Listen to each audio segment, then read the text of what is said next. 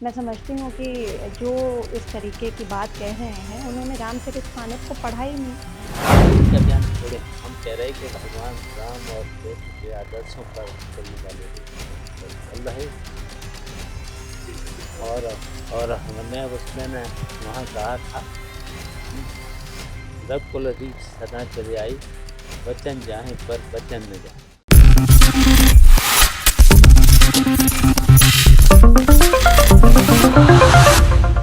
नमस्कार, आप देख रहे हैं नेक्स्ट 9 न्यूज में हूं आपके साथ दीपक गुप्ता। जानकारी दे दे, इस वक्त उत्तर प्रदेश में सियासत जारी है स्वामी प्रसाद मौर्य के विवादित बयान को लेकर।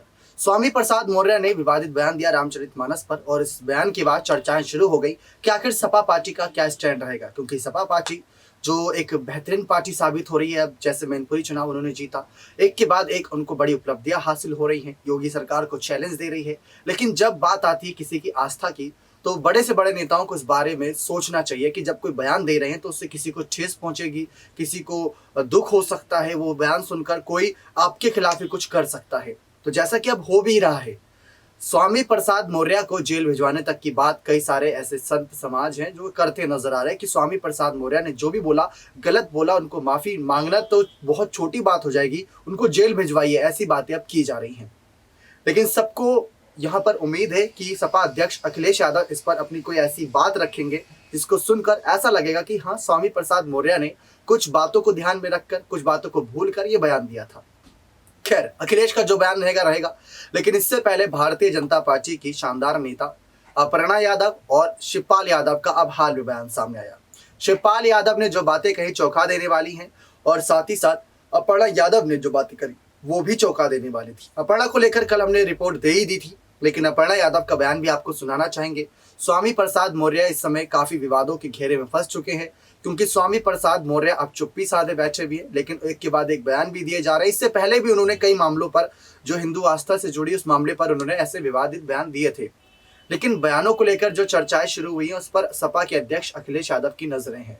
लेकिन शिवपाल सिंह यादव ने अपना बयान दिया। शिवपाल सिंह यादव ने साफ कह दिया कि इन्होंने जो बयान दिया है ये पार्टी से बिलोंग नहीं करता, लेकिन एक पार्टी के नेता होने के नाते स्वामी प्रसाद मौर्य ने बयान दिया। आम आदमी से तो कोई इंटरव्यू लेने जाएगा नहीं, तो एक नेता से लेना जाएंगे, और सपा के नेता हैं तो उनसे तो इंटरव्यू लेना बनता ही था। तो उन्होंने जब विवादित बयान दिया तो ये पार्टी का बयान माना जाना चाहिए। लेकिन अखिलेश यादव से पहले शिवपाल सिंह यादव ने साफ कहा कि इसमें पार्टी का कोई भी रोल नहीं है, ये उनका दिया हुआ पर्सनल बयान था, और इस बयान पर सपा पार्टी को ना ही घसीटे तो बेहतर रहेगा। खुलकर बात यहाँ पर शिवपाल सिंह यादव ने करी, और अपर्णा यादव ने भी इस पर अपनी बात रखी थी कि कैसे इन बयानों के जरिए ही सही, लेकिन यहाँ पर तमाम ऐसी हकीकत है सपा पार्टी की जो सामने आ रही है इन नेताओं की। आपको शायद हमारी बातों पर भी यकीन ना आए, तो अखिलेश के चाचा शिवपाल सिंह यादव और मुलायम सिंह परिवार की छोटी बहू अपर्णा यादव का बयान आपको सुनाते हैं, जो उन्होंने स्वामी प्रसाद मौर्य को ध्यान में रखकर दिया, और ये बयान काफी चर्चाओं का विषय बना भी हुआ है। देखिए ये पूरा बयान। और क्यों दिया गया ऐसा? देखिए, वो उनका व्यक्तिगत बयान है,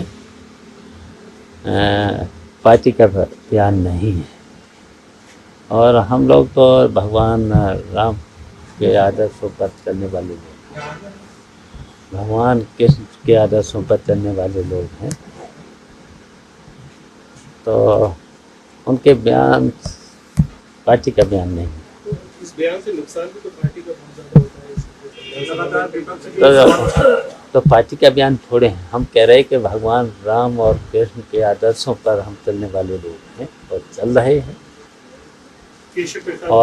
और हमने उसने न वहाँ कहा था, रघुकुल रीत सदा चली आई, वचन जाए पर वचन न जाए। क्या भारतीय जनता पार्टी के लोग चल रहे हैं भगवान राम के आदर्शों पर? भगवान कभी झूठ नहीं बोलते, ये तो भगवान राम कोई बेच रहे हैं। हम लोग भगवान राम के आदर्शों पर चलने वाले लोग, भगवान कृष्ण के आदर्शों पर चलने वाले लोग, उनका बयान पार्टी का बयान नहीं है। केशव प्रसाद मौर्य ने कहा है कि अब इस बार जो है, जिस तरह से पहले चुनाव में आपका सामना करना पड़ा था, वैसी समाजवादी पार्टी को जनता ने कहा।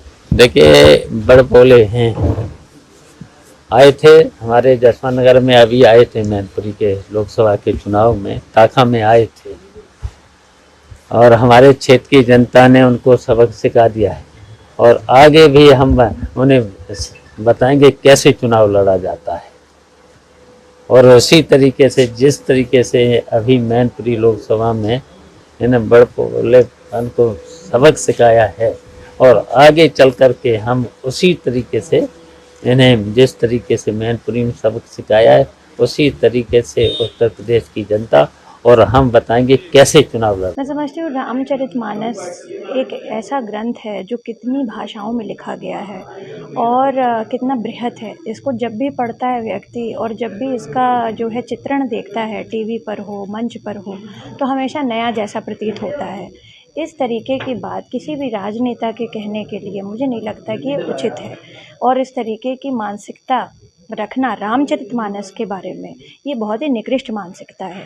ये अपने आप के चरित्र के बारे में वो दर्पण कर रहे हैं। और मैं समझती हूँ कि राम जी ने बहुत बड़ा उदाहरण दिया था जब उन्होंने सबरी के बेर खाए थे, और वो भी जूठे बेर खाए थे।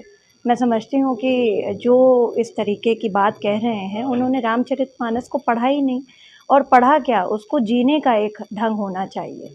आज भी हम लोग ये कहते हैं कि राम जैसा ही हमारा पुत्र हो, अगर पुत्र हो तो श्री राम जैसा हो। तो इस तरीके की बात कहना प्रभु के बारे में ये अच्छी बात नहीं है। और राम भारत का चरित्र है, राम सब धर्मों का है। राम की बृहत्ता के बारे में बड़े बड़े लोगों ने कहा है। तो मैं समझती हूँ, और हिंदुओं ने भी कहा है, मुसलमानों ने भी कहा है, क्रिश्चियंस ने भी कहा है। तो राम एक चरित्र का बात है। हमने और आपने भगवान को देखा नहीं है, मगर उनके चरित्र के बारे में हमने सुना है।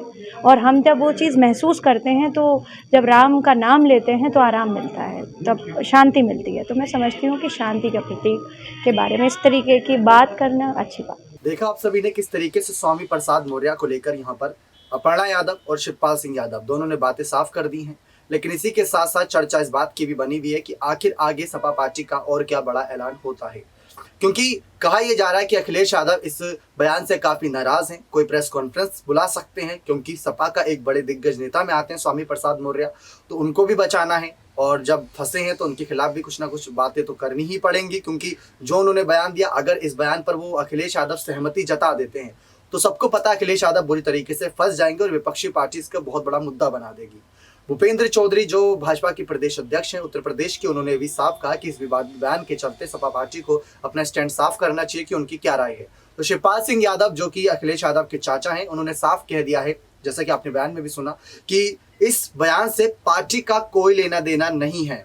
आपको बता दें कि अखिलेश यादव को कई सारे समाजवादी नेताओं ने फोन किया था, फोन करके ये कहा था कि जो भी बयान यहाँ पर दिया है यहाँ पर के स्वामी प्रसाद मौर्य के द्वारा, ये बयान बहुत विवादित है और इस पर कोई कड़ा एक्शन ले। लेकिन कल चुप्पी साधी रही अखिलेश यादव ने, आज शिवपाल सिंह यादव ने बात रखी, अपर्णा ने भी इस पर अपनी बात रखी। लेकिन जिस तरीके से सपा पार्टी को घेरा जा रहा है, सवाल ये बनता है कि आखिर अखिलेश अपना स्टैंड कैसे साफ करते नजर आएंगे।